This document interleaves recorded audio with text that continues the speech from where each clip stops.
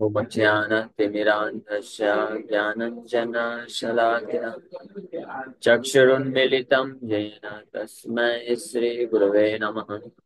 नमो विष्णुपादाय कृष्णपृष्ठाय भूतले श्रीमते भक्तिवेदान्त स्वामिन्निति नामिने। नमस्ते सारस्वते देवे गौरवाणी प्रचारिणे निर्विशेष शून्यवादी पाश्चात्य देश तारिणे। नमो महावदन्याय कृष्ण प्रेम प्रदायते कृष्णाय कृष्ण चैतन्य नामने गौरतुसे नमः। जय श्री कृष्ण चैतन्य प्रभु नित्यानंद श्री अद्वैत गदाधर शिवासादि गौर भक्तवृंद।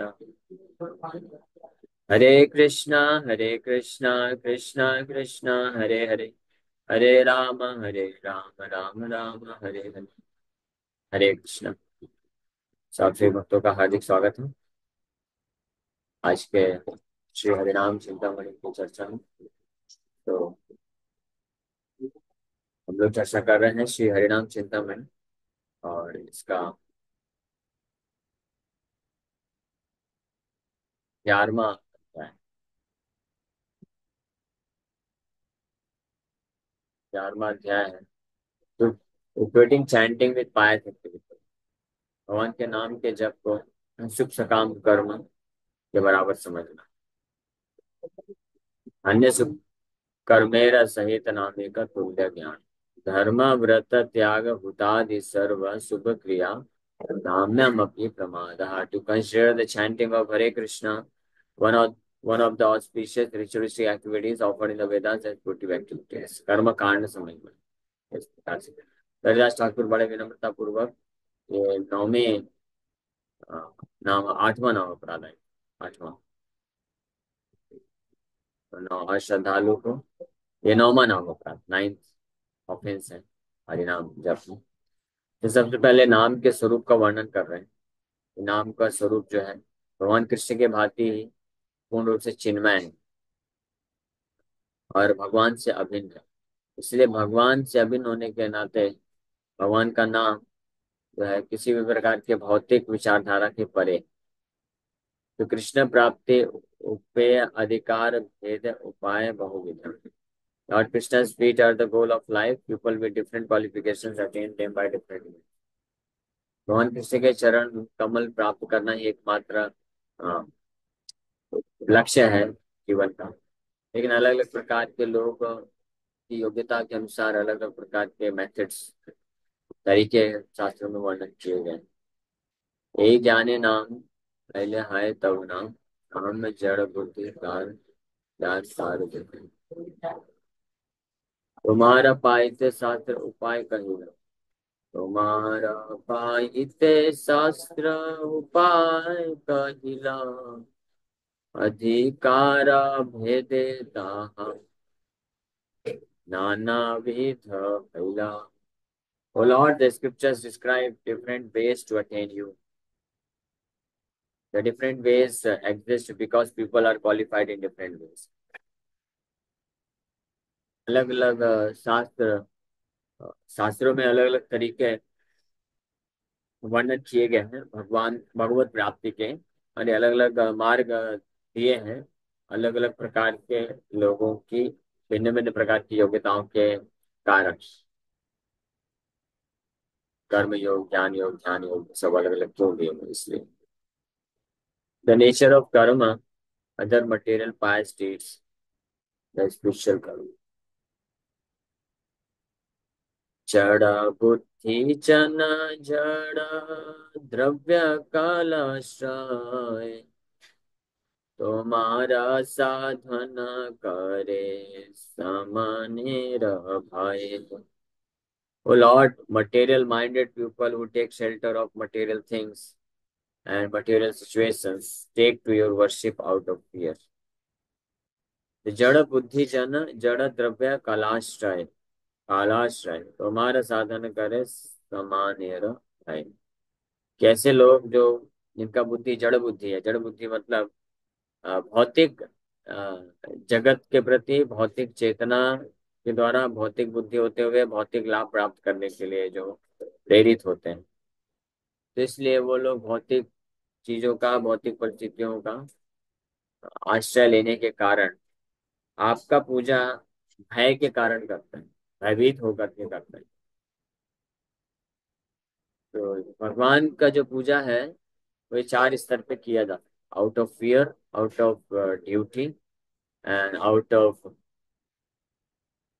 Dzire, out of duty and out of love. कोई व्यक्ति भगवान का पूजा, भगवान को समर्पण भयभीत होकर कर सकता है, कुछ इच्छा को पूर्ण करने के लिए कर सकता है, या कर्तव्य मान के कर सकता है, या सर्वश्रेष्ठ है प्रेम में सेवा कर सकता है। तो जिनका जड़ बुद्धि होता है वो भयभीत होकर के करते हैं कि अगर हम नहीं करेंगे पूजा, भगवान को पूजा नहीं करेंगे, तो फिर हमारे जीवन में अनिष्ट हो जाएगा, है ना। इसलिए फिर ऐसे लोग जो है शनिवार को भी जाते हैं, अलग अलग जगह दिन पे जा करके इस प्रकार से जल चढ़ाते हैं। भय रहता है, डर। ये उद्देश्य नहीं है कि रिस्पेक्ट देना है या पूजा सेवा का भाव करना है, कोई प्रेम और प्रेम नहीं होता है। भय रहता है कि नहीं करेंगे, जा करके जल नहीं चढ़ाएंगे तो फिर हमारे जीवन में दुख आ जाएगा। ये जड़ बुद्धि होने के कारण ये होता है। तो द नेचर ऑफ कर्म, कर्म मतलब शास्त्र विधि जो बताई गई, अलग अलग तरीके से देवी देवताओं का या भगवान का भी पूजा करते हैं। सेवा, सेवा तो नहीं बोलते उसको, पूजा बोलते हैं, या कुछ ऐसा यज्ञ वगैरह करते हैं। तो उसके बारे में वर्णन कर रहे हैं, पुण्य कर्म। तो सबसे जो निकृष्ट लेवल होता है, स्टेज होता है कि भयभीत होकर के कर्म।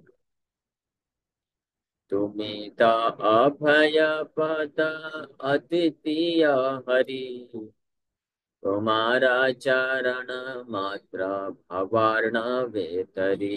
ओ lord Krishna, no one is like you, your feet grant fearlessness. Simply by taking shelter of your feet, the people cross the ocean of Nisain. हे भगवान, हे कृष्ण, आप जो हैं, आपके समान कोई नहीं है, अद्वितीय हैं आप। और आपके चरण कमल पूर्ण रूप से अभय प्रदान करते हैं। तो केवल अगर कोई आपके चरण कमलों में पूर्ण आश्रय ले ले, तो इस संसार के छोटे मोटे भय तो छोड़िए, ये भव सागर जो है, भव बंधन में फंसे होने का जो सबसे बड़ा भय है, उससे भी मुक्त हो जाए। ये आपकी अद्वितीय स्थिति है। इसलिए जो लोग भयभीत होते हैं, अलग अलग प्रकार का भय होता है।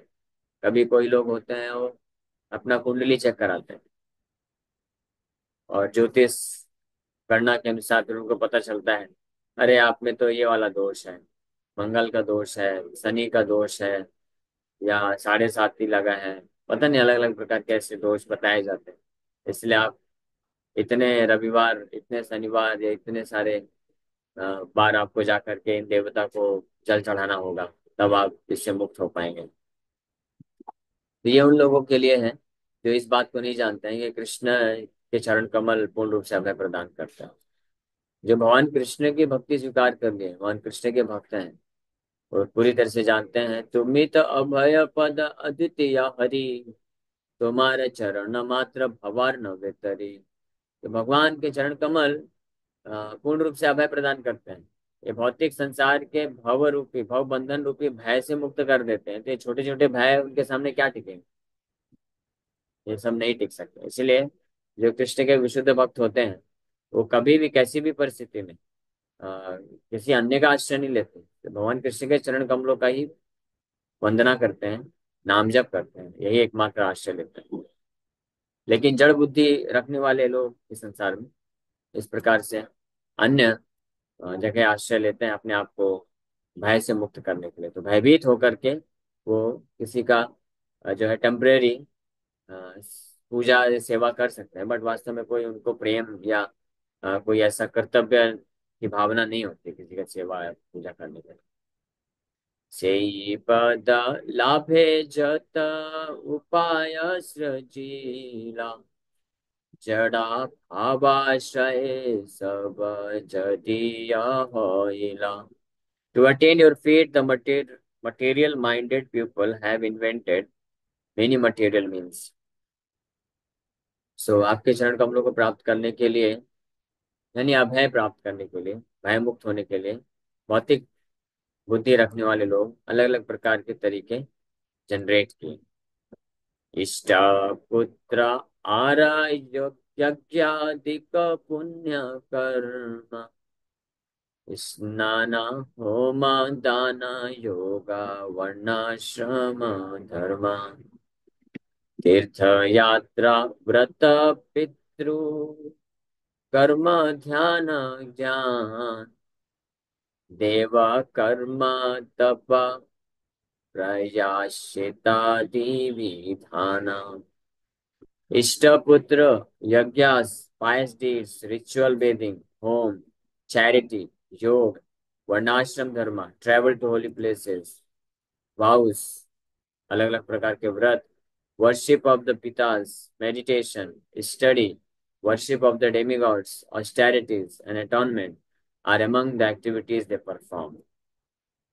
ये सारे कार्यों को, ठीक है, भी देखिए हम लोग चर्चा कर रहे हैं, क्योंकि हरिनाम चिंतामणि वास्तव में ऐसे भक्तों के लिए है जो शुद्ध भक्ति, कृष्ण की शुद्ध भक्ति को ही मात्र विकसित करना चाहते हैं। तो इसलिए बिना संकोच के नामाचार्य हरिदास ठाकुर यहाँ पे अ, जो है शुद्ध रूप में शिक्षा देने वाले हरिदास भक्तिनाथ ठाकुर लिख रहे हैं। तो जो सारी चीजें जो बाधक बनती हैं उनको स्पष्ट जो है वर्णन किया जाएगा। तो इसलिए इसमें आप, कोई अनुरोध है, कोई इसमें अलग मत समझिएगा। ये सारी चीजें जो यहाँ पे वर्णन की जा रही है, इष्ट पुत्र योग यज्ञ पुण्य कर्म स्नान होम दान यज्ञ वर्णाश्रम धर्म भी, यहाँ तक कि तीर्थ यात्रा भ्रमण, ये जितने भी ध्यान है तपस्या है व्रत, ये सब बहुत अच्छी चीज है, इसमें कोई संशय नहीं। लेकिन किन के लिए अच्छी है? इस भौतिक संसार के जो जड़ बुद्धि रखने वाले लोग हैं उनके लिए अच्छे होते हैं। लेकिन जो कृष्ण के चरण कमल में एकमात्र शुद्ध भक्ति को प्राप्त करने की इच्छा रखते हैं, उनके लिए सारी चीजें जो है नॉनसेंस हो जाती है। नॉनसेंस का मतलब यूजलेस नहीं बोला जाता, नॉनसेंस मतलब उनके लिए सेंस नहीं रखते, उनके लिए वो उतना भाव नहीं प्रदान करते, वो उन इन चीजों से परे हो जाते हैं। मतलब वो एकमात्र कृष्ण के नाम पे और कृष्ण के शुद्ध भक्ति में लग जाते हैं। तो इसलिए जब इस प्रकार के डिस्क्रिप्शन हम किसी ऐसे शुद्ध भक्तों के द्वारा सुनते हैं, यहाँ पे हरिदास ठाकुर वर्णन कर रहे हैं, और ऐसे ही माधवेंद्र पुरी भी एक भगवान को प्रार्थना करते हुए इस प्रकार से वर्णन करते हैं। माधवेंद्र पुरी तो बड़े विनम्रता पूर्वक बोलते हैं कि मैं सभी यज्ञ दान तपस्या व्रत देवताओं को मैं हाथ जोड़ के प्रणाम करता हूँ सबको। मतलब किसी का मैं निंदा नहीं कर रहा हूँ, निंदा नहीं करना चाहता हूँ। अलग अलग जो विधि विधान है, अलग अलग प्रकार के जो चीजें बताई गई हैं शास्त्रों में, और लोग लौकिक दृष्टिकोण से भी लोग भी बोलते हैं कि आप ये तपस्या कर लो, ये जा करके ये सारी चीजें करो, यहाँ तक कि पिंडदान वगैरह भी वो बोलते हैं, ये सारी चीजें भी। और यहाँ तक कि इस हद तक भी जाते हैं जो ब्राह्मण के जो कर्तव्य होते हैं, ब्राह्मणिकल प्लेटफॉर्म में, हाँ, जैसे गायत्री जप करना, ध्यान करना, इस प्रॉपर 3 बार स्नान करके सब करना, जो ऑफ कोर्स हमको करना है, हम उस अभी लेवल पे नहीं है। लेकिन माधवेंद्र पुरी पाल ऐसे दिव्य स्तर पे हैं कि निरंतर उनके मुख से कृष्ण का नाम स्मरण हो रहा है, कृष्ण का नाम निकल रहा है। तो बोलते हैं मैं सबको प्रणाम करता हूँ, लेकिन आप मुझे क्षमा कर दीजिए, मैं ये सब कुछ नहीं कर पाऊंगा। मुझे तो केवल भगवान श्री कृष्ण नंद नंदन, भगवान नंद के नंद कुमार जो है नंद कृष्ण है, उनके चरण कमलों को ध्यान करने में और उनका नाम लेने में इतना अद्भुत दिव्य आनंद मिल रहा है कि वो मेरे मुख से छूट नहीं रहा है, मेरे चेतना से जा नहीं रहा है। तो मैं और कुछ नहीं कर सकता हूँ।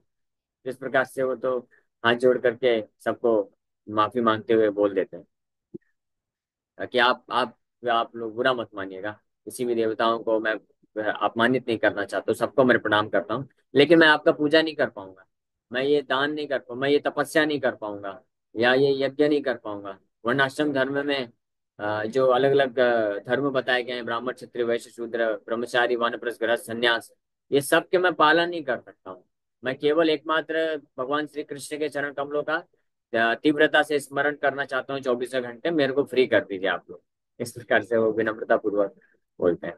तो इस शास्त्र में इस प्रकार से बताया। तो ये जब चीजें हैं, तो इसको हम जो वर्णन कर रहे हैं कि शुद्ध भक्ति मार्ग में कैसे आगे बढ़े, इसलिए इन सब चीजों को नेग्लेक्ट करना की आवश्यकता होती है। लेकिन ये अपने आप में ये बहुत इंपॉर्टेंट चीज है उन लोगों के लिए जो भौतिक चेतना में है। इसलिए यहाँ पे बताया भौतिक चेतना मतलब जड़ बुद्धि बताया गया। जड़ बुद्धि लोगों के लिए बहुत जरूरी है, तब वो लोग धीरे धीरे आगे उठ सकते हैं। और हम भी जड़ बुद्धि के स्तर पे कई कई ऐसे जन्म बिता चुके हैं, और वो सब करते करते हम इस स्तर पे आए हैं। तो निश्चित रूप में ये सब कार्यों का हमारे जीवन में कुछ न कुछ स्वीकृति प्राप्त करके मदद मिली है। हाँ? लेकिन अब हम, अगर हम में से कोई भी भक्त इस बात को स्वीकार करता है कि कृष्ण परम भगवान है, तुम्हित अभय पद अद्वितीय हरि, इसलिए 10वें नंबर प्यार में लिख दिए, तुम्हारे चरण मात्र भवार नवे तरी। जो भी भक्त इस बात को स्वीकार कर लेते हैं, ये समझ जाते हैं, कन्विंस्ड हैं कि भगवान कृष्ण ही एकमात्र, उनके चरण कमल का आश्रय ही है जो हर प्रकार से अभय प्रदान कर सकता है, इस भवबंधन से मुक्ति प्रदान कर सकता है। और there is no one like Lord Krishna, कोई भगवान के असम ऊर्ध्व, भगवान कृष्ण के बराबर और ऊपर कोई नहीं। इस बात में जो कन्विंस है, उनके लिए ये वास्तव में शिक्षा दी जा रही है। हरिदास ठाकुर उनके लिए बोल रहे हैं कि आप उनके लिए फिर ये सारी चीजें जो है, ये सब का कोई अर्थ नहीं रह जाता है। यज्ञ करना, इष्ट पुत्र तो पता नहीं क्या है, इष्ट पूर्त, इष्ट पूर्त, ये भी सम काइंड ऑफ यज्ञ ही होगा।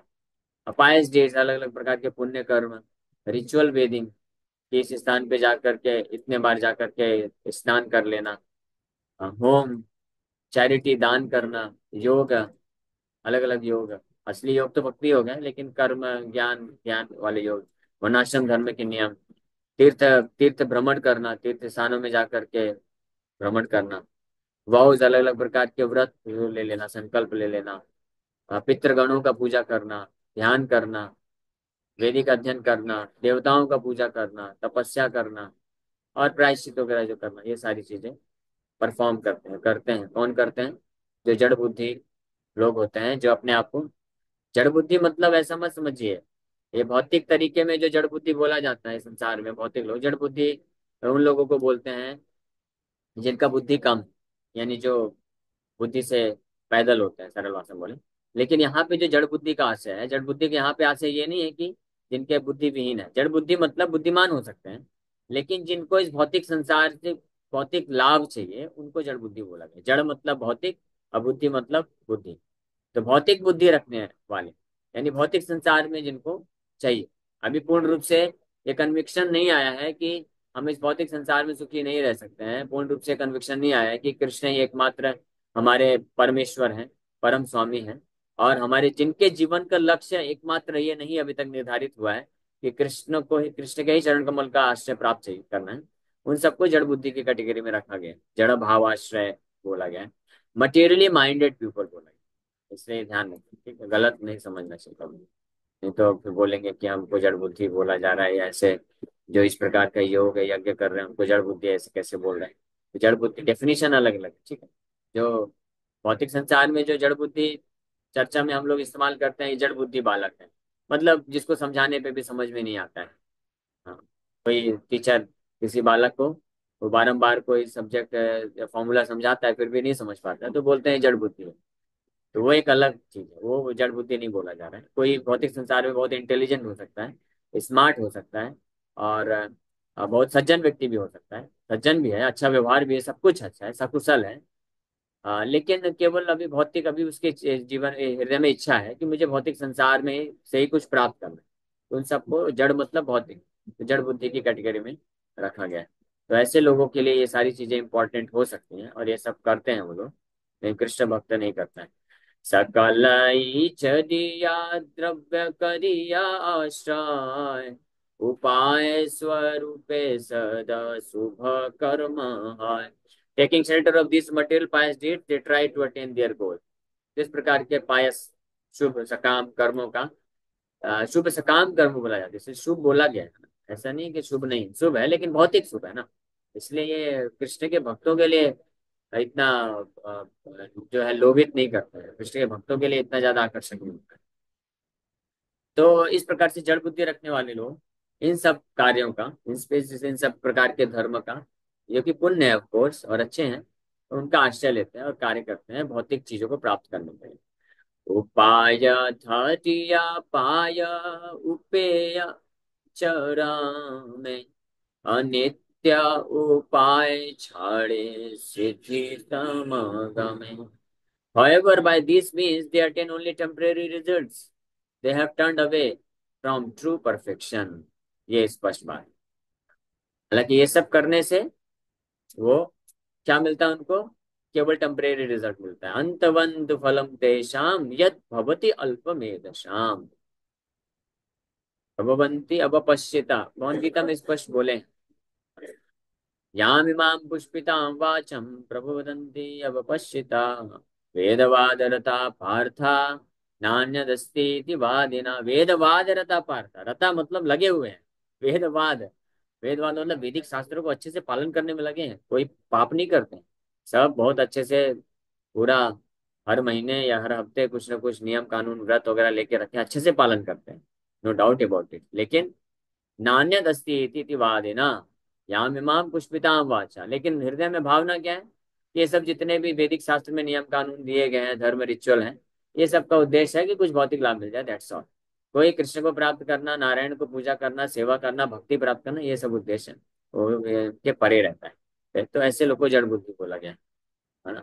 और ये क्या करते हैं कि प्रबोधनते कामस्तैस्त ऋतक ज्ञान. ऋतक ज्ञान वास्तविक ज्ञान से विहीन होने के कारण, कामस्तैस्त ऋतक ज्ञान, काम होने के कारण, हृदय में काम प्रचुर मात्रा में होने के कारण, काम मीन्स लस्टी डिजायर्स, भौतिक इच्छाएं होने के कारण जो है प्रपद्यंते अन्य देवता, अन्य देवताओं के पास आश्रय लेते हैं.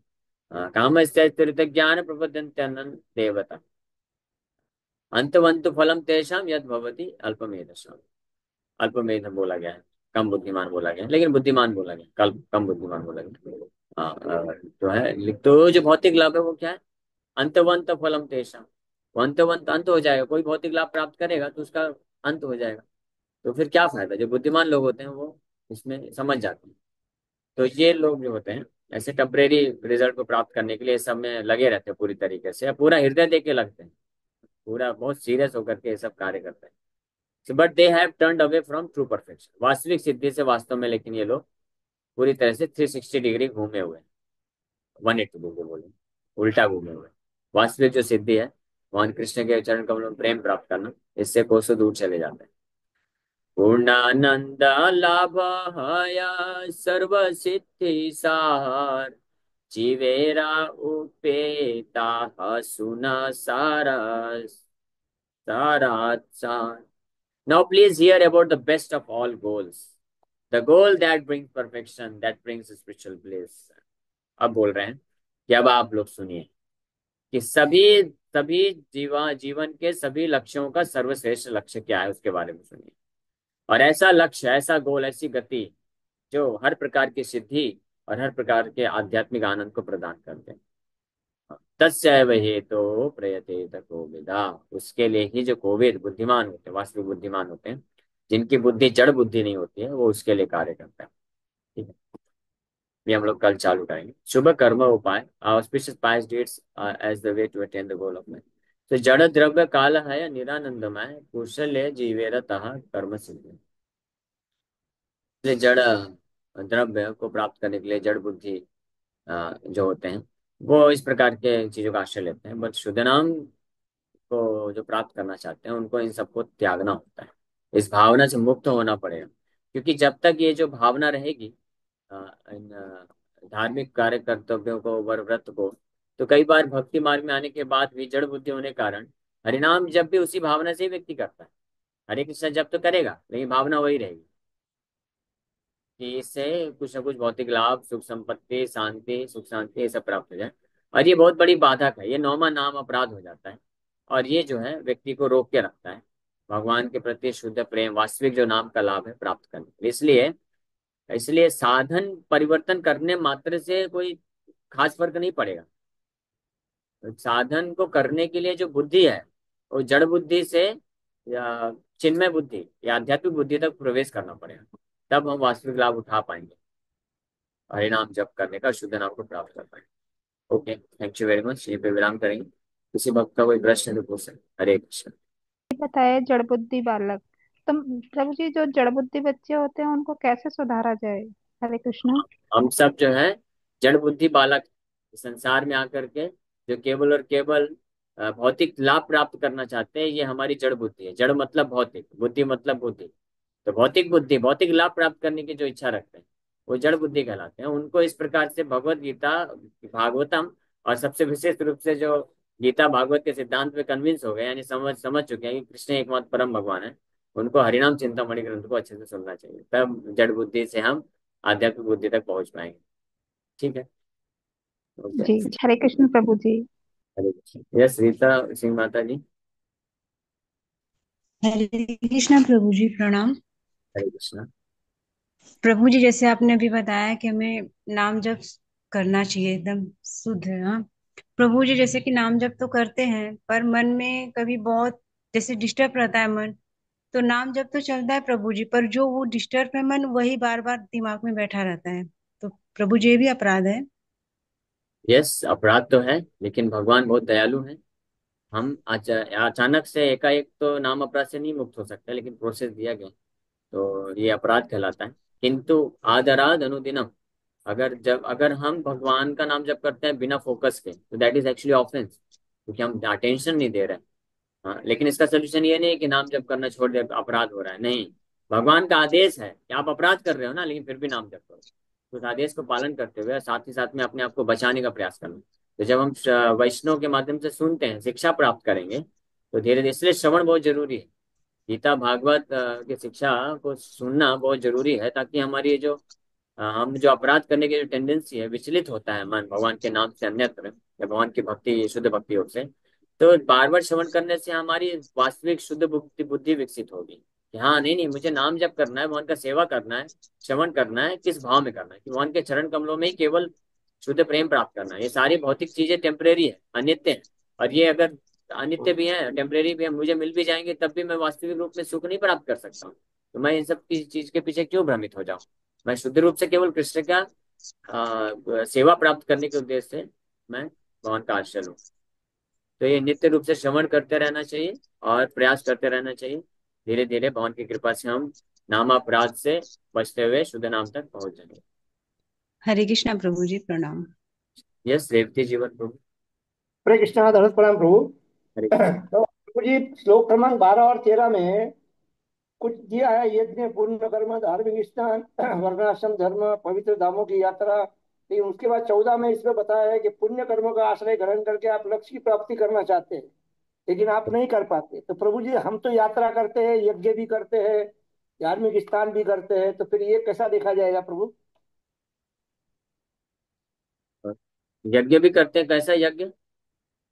अब इसमें लिखा है यहाँ पर 12 और 13 में, यज्ञ, पुण्य कर्म, धार्मिक स्थान, वर्णाश्रम ये धर्म, कर्मकांडी पवित्र। यज्ञ के बारे में लिखा है यहाँ पे। जो यज्ञ है वो कर्मकांडी यज्ञ को वो बोला गया है। ओके। हाँ, और कर्मकांडी धार्मिक, यज्ञ मतलब कुछ भौतिक लाभ प्राप्त करने के लिए जो यज्ञ किए जाते हैं, और स्पेशली ये वर्णाश्रम धर्म। यज्ञ देवी देवताओं के लिए जो यज्ञ होते हैं, उन यज्ञों का जी। बात। पवित्र धामों की यात्रा। हाँ, तो तीर्थ तीर्थ यात्रा यहाँ पे लिखा हुआ है। वृंदावन धाम, मायापुर धाम, जगन्नाथपुरी धाम, कोई शुद्ध भक्ति को प्राप्त करने के लिए, साधु संग करने के लिए जाता है, वो अलग है। यहाँ पे जो वर्णन है तीर्थ यात्रा, भ्रमण, ये सब, ये जो है वही कर्मकांडी कॉन्सेप्शन से अगर कोई कर रहा है भौतिक लाभ प्राप्त करने के लिए, कि इतने सारे धाम को भ्रमण कर लो और ये पुण्य मिल जाएगा, स्वर्ग मिल जाएगा, इतने ऐश्वर्य मिलेगा, ये सब भावना से जो करते हैं उसके लिए बोला गया। वृंदावन धाम यात्रा, भक्तों के संग में जो यात्रा की जाती है, वो भक्ति, शुद्ध भक्ति योग में, अब उस भाव में किया जाता है। वो भक्ति योग का अंग है वो, है ना। धाम मथुरा, धाम वास महाप्रभु बताए, तो that is different. Okay. Thank you प्रभु। धन्यवाद। यस, गणेश प्रभु। हरे कृष्ण प्रभु जी, दंडवत प्रणाम। हेलो प्रभु जी, आप सुन पा रहे हैं? हाँ, सुन पा रहा हूँ। हाँ। प्रभु जी, प्रयागराज में महाकुंभ मेला लगा है अभी, स्नान स्नान चल रहे हैं वहाँ पे। तो हम लोग अभी घर पे बैठे ही कुंभ स्नान का कैसे लाभ लेंगे, जो अभी नहीं जा सकते वहाँ पे? चर्चा तो यही चल रही है कि हमको लाभ नहीं चाहिए। हमको भगवान कृष्ण के चरण कमलों में जो है आश्रय चाहिए, उनका सेवा करना है। तो हम घर पे हैं, भगवान के नाम का जप करना चाहिए और भगवान का कथा सुनना चाहिए। भगवान का कैसे सेवा कर सकें, ये इसके ऊपर ही हमारा ध्यान होना चाहिए। और प्रयागराज वगैरह भी जाना है तो भक्त किस लिए जाते हैं? इस भाव से जाते हैं कि मुझे वहां पे सेवा करना है, मेरे सेवा की अपॉर्चुनिटी है तो जाएंगे, इस भाव से, कुछ लाभ नहीं प्राप्त करना। हाँ, अगर कोई भक्त है प्रयागराज में जाकर के महाकुंभ के समय में 1 महीने तक कंटिन्यूअस प्रभुपाद जी के सेवा में लगा हुआ, एक बार भी स्नान नहीं किया, तो वो हाईएस्ट पोजीशन, वो भी चलेगा। तो ऐसा नहीं बोल रहे कि स्नान नहीं करना है, आप जाइए स्नान भी करिए, लेकिन भाव क्या है? हाँ, स्नान कर रहे हैं, माता गंगा का आश्रय ले रहे हैं, भगवान के चरण धोवन है, चरणों चरणामृत है, तो हे माता गंगा आप कृपा करिए, मैं मेरे हृदय के सारे कल्मश नष्ट कर दीजिए, अपराध नष्ट कर दीजिए, ताकि मैं कृष्ण के चरण कमलों का सेवा में पूरी तरह से शुद्ध भाव में स्थित हो सकूं।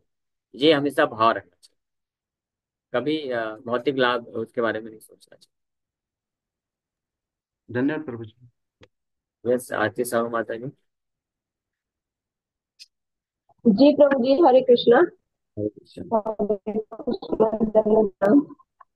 प्रभु जी, अभी आपने जैसे बताया कि लोग जड़मति होते हैं, मतलब अपनी चेतना के अंदर कुछ भी लोग रखे रहते हैं और भौतिक जगत में रहकर मतलब हर प्रकार की यज्ञ पूजा ये सब में विश्वास करते हैं। तो प्रभु जी, जैसे हम कृष्ण भावना भावित हैं, हम सिर्फ कृष्ण जी की सेवा के लिए ही तत्पर संलग्न रहते हैं, तो फिर उन लोगों के सामने हम कैसे इस चीज को वो करें कि नहीं, हमें सिर्फ कृष्ण भगवान की सेवा के लिए ही नहीं नहीं, हमेशा तत्पर रहना है।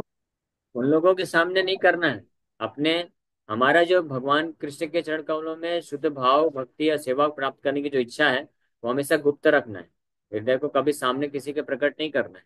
ये केवल जो इसी प्रकार के भाव को रखने वाले भक्तों के साथ ही शेयर करना चाहिए, सभी भक्त के साथ भी नहीं। भक्ति मार्ग में भी कई ऐसे भक्त होते हैं जो अभी प्रारंभिक अवस्था में हैं, तो उनको इनकरेज करते हैं धीरे धीरे भक्ति में आगे बढ़े, लेकिन अगर वो भौतिक भावना से प्रेरित होकर के भक्ति कर रहे हैं, तो उनके सामने भी अगर हम अपनी शुद्ध भक्ति भाव को प्रकट करेंगे तो वो भी मिसमैच हो जाएगा, फिर आर्ग्यूमेंट होगा, लड़ाई झगड़े होंगे। तो हमेशा ध्यान रखना चाहिए, हमारे अपने भक्ति भाव को अपने हृदय में रख करके बाहरी रूप से बस लोक व्यवहार के लिए कार्य करना चाहिए, लोगों को पता नहीं चलना चाहिए कि ये क्यों कर रहे हैं। समझ रहे हैं? आप हमको अंतः कृष्ण और बाहरी लोक व्यवहार, ऐसा महाप्रभु भी दिए है आदेश, गृहस्थ भक्तों के लिए, स्पेशली गृहस्थ भक्तों के लिए जरूरी है कि वो बाहरी तरफ से ऐसे व्यवहार करें ताकि लोगों को लगे कि हमारे जैसे भौतिकवादी व्यक्ति हैं, लेकिन अंदर ही अंदर केवल कृष्ण का शुद्ध भक्ति प्राप्त करना है, कृष्ण का शुद्ध रूप से सेवा करना, कोई भौतिक लाभ नहीं चाहिए, ये अंतःकरण में रहना चाहिए उस भावना से, जो मिनिमम, जितना मिनिमम भौतिक लौकिक दृष्टिकोण से जो समाज में रहने के लिए जरूरत है उतना कार्य को कर देना चाहिए। ठीक है, प्रकट नहीं करना चाहिए, अगर प्रकट करेंगे तो फिर आप रह नहीं पाएंगे भौतिक संसार में। भौतिक संसार, भौतिकवादी लोग जो हैं, चाहे कितने भी सगे संबंधी हों, ये कभी सहन नहीं कर सकते। हम फिर ऐसे गृहस्थ भक्तों के लिए फिर रहना नरक हो जाएगा इस भौतिक संसार में, इससे बड़े सावधानी पूर्वक रहना चाहिए। ठीक है। जी प्रभु जी, हरे कृष्ण। Yes sir. स्नेहा किशोरी माता। हरे कृष्ण प्रभु जी, धन्यवाद। हरे प्रभु कृष्ण। जी, जैसे आपने अभी बताया कि नाम भगवान का जप करते समय कोई गलत विचार आता है तो अपराध रहता है, तो प्रभु जी जैसे हम नाम जप कर रहे हैं और आध्यात्मिक सोच आ रही तो वो भी अपराध है आध्यात्मिक सोच भगवान के अपराध नहीं है, आध्यात्मिक सोच ठीक है, लेकिन हमको प्रयास करना चाहिए कि नाम ले रहे हैं तो नाम जप करें, और नाम जप करते करते कुछ आध्यात्मिक सोच आ रहा है कि यहाँ पे प्रचार करना है, अभी उन भक्तों को फॉलो करना है, उनको प्रेरित करना है, ग्रंथ वितरण करना है, ये सब विचार जो है ये ठीक है, पॉजिटिव है, कम से कम माया के विचार से तो परे है ना। क्योंकि अगर ये सब एंग्जाइटी, इसीलिए बोला जाता है कि कृष्ण के प्रचार के लिए एंग्जाइटी लीजिए, तो फिर क्या होगा, माया के लिए जो एंग्जाइटी है उससे हम मुक्त हो जाएंगे। अगर हम भगवान प्रभुपाद जी के मिशन के लिए एंग्जाइटी नहीं लेंगे, तो नाम जप करते करते वही अपना ये सब चीजें चलेगा, मेरा परिवार, मेरा मेरा ये, मेरा वो, मेरा इंद्रिय तृप्ति, ये सारी चीजें विचार आएंगे नाम जप करते करते, तो वो तो ज्यादा अपराध हो गया। लेकिन हम मिशन के लिए जब रिस्पॉन्सिबिलिटी ले लेते हैं, तो वही भक्त जप करते करते यही सोचता है कि अभी और कैसे मैं फॉलो करूँ, और कैसे प्रचार बढ़ाऊँ, तो दैट इज ऑल राइट, वो अच्छी बात है। हरे कृष्ण प्रभु जी, मुझे 5 मिनट और चाहिए। प्रभु जी, कल हम लोग बुक डिस्ट्रीब्यूट करने गए थे मंदिर में, अभी इस्कॉन समय मंदिर में दर्शन कम है किए। माता जी, 5 मिनट बहुत ज्यादा हो जाएगा, 9:40 दो पूरा हो। मिनट में प्रभु जी, 2 मिनट में बताते हैं। तो प्रभु जी बुक करने गए थे तो एक माता जी ऐसे, मुझे दूसरे मंदिर में गए, वहां पे भीड़ काफी थी, मंदिर था तो एक माता जी 30 पॉइंट में आई है। प्रभु जी एक माता जी मतलब सुसाइड कर रही थी, तो हम लोग उसको उनको बचाए, और मतलब अपनी छोटी बहन से मतलब खूब ग्रसित थी कि मतलब वो आत्महत्या करने लेके जा रही थी, तो हमने आपका नंबर दिया, मतलब इसमें लिंक दिया उनको शेयर करने के लिए।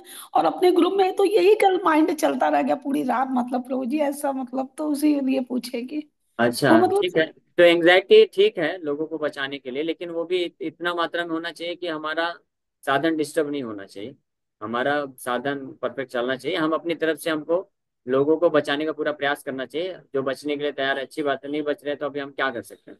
इसलिए डिटैचमेंट भी बहुत जरूरी है। दोनों चीज, प्रचार करने के लिए तीव्रता एंजाइटी लेना, साथ ही साथ में फिर डिटैच भी रहना कि हाँ ठीक है, हम अपना बेस्ट हमको देना चाहिए, फिर बाकी फोकस करना चाहिए। नहीं तो हम भी फिर फंस सकते हैं, बह सकते हैं। थैंक यू ओके प्रभु जी। ठीक है, समय हो गया, यहीं पे विराम करेंगे। हरे कृष्ण।